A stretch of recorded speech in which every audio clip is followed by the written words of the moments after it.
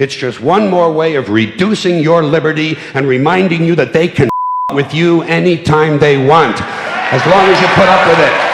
As long as you put up with it. Which means, of course, anytime they want. Because that's what Americans do now. They're always willing to trade away a little of their freedom in exchange for the feeling, the illusion of security. What we have now is a completely neurotic population obsessed with security and safety and crime and drugs and cleanliness and hygiene and germs. There's another thing. Germs.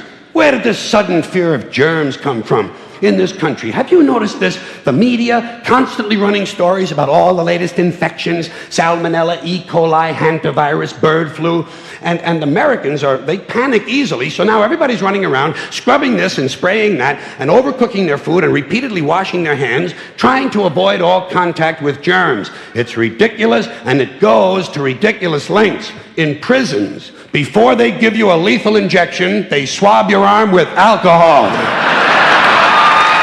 It's true. It's true. It's true. Well, they don't want you to get an infection. And you can see their point. Wouldn't want some guy to go to hell and be sick. It would take a lot of the sportsmanship out of the whole execution. Fear of germs, why the... You can't even get a decent hamburger anymore. They cook the out of everything now because everybody's afraid of food poisoning. Hey, where's your sense of adventure? Take a chance, will you? You know how many people die in this country from food poisoning every year? 9,000. That's all. It's a minor risk. Take a chance, bunch of... Besides, what do you think you have an immune system for? It's for killing germs. But it needs practice. It needs germs to practice on. So listen. If you kill all the germs around you and live a completely sterile life, then when germs do come along, you're not going to be prepared. And never mind ordinary germs. What are you going to do when some super virus comes along that turns your vital organs into liquid? I'll tell you what you're going to do. You're going to get sick, you're going to die, and you're going to deserve it because you're weak and you got a weak immune system. Now, God damn it. Hey. All right. Let me tell you a true story about immunization, okay? When I was a little boy in New York City in the 1940s, we swam in the Hudson River, and it was filled with raw sewage, okay? We swam in raw sewage, to cool off.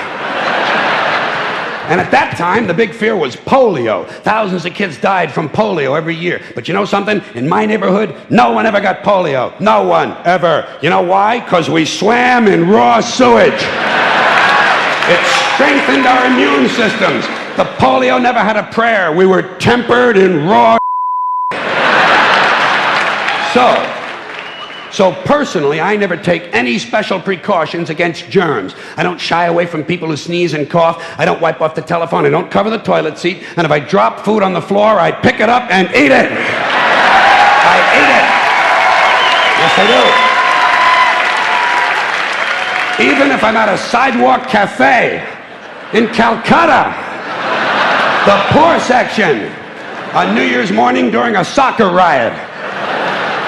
And you know something? In spite of all that so-called risky behavior, I never get infections. I don't get them. I don't get colds. I don't get flu. I don't get headaches. I don't get upset stomachs. And you know why? Because I got a good, strong immune system, and it gets a lot of practice. My immune system is equipped with the biological equivalent of fully automatic military assault rifles with night vision and laser scopes. And we have recently acquired phosphorus grenades, cluster bombs, and anti-personnel fragmentation mines. So, when my white blood cells are on patrol, reconnoitering my bloodstream, seeking out strangers and other undesirables, if they see any suspicious-looking germs of any kind, they don't around. They whip out the weapons, they wax them up, and deposit the unlucky fellow directly into my colon. Into my colon. There's no nonsense. There's no Miranda warning. There's none of that 3 strikes and you're out.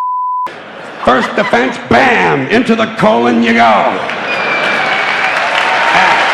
Yeah, sure. Yeah, hey. And speaking of my colon, I want you to know I don't automatically wash my hands every time I go to the bathroom, okay? Can you deal with that? Sometimes I do, sometimes I don't. You know when I wash my hands? When I on them. That's the only time. And you know how often that happens? Tops. 2-3 times a week. Tops. Maybe a little more frequently over the holidays, you know what I mean?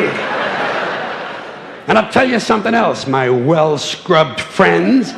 You don't always need a shower every day. Did you know that? It's overkill. Unless you work out or work outdoors or for some reason come in intimate contact with huge amounts of filth and garbage every day, you don't always need a shower. All you really need to do is to wash the 4 key areas. Armpits, crotch, and teeth. Got that? Armpits, crotch, and teeth. In fact, you can save yourself a whole lot of time if you simply use the same brush on all 4 areas.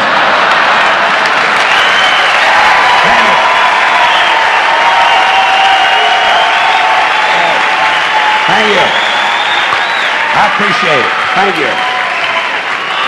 All right.